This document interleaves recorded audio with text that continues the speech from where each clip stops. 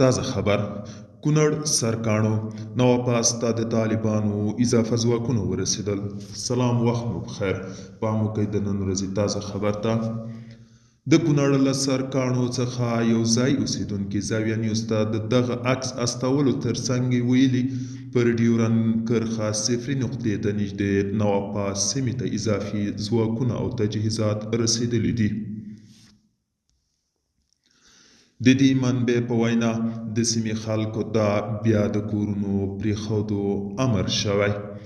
ډېری خلک ماښام له کورونو وتلي او په سیمه کې وضعیت اضطراري ده. موږ له دغې منبع سره په اړیکه کې یو او له دغه ځایه په تازه جزئیات له تاسو سره شریکوو. دغلته پرون شپه پاکستان لسګونه توغندي ویشتلي دي او خلکو ته یې مالي او ځاني زیانونه اړولي دي. دوستانو، دا و د نن ورځې چمتو کلی خبر. تر بیا مو په الله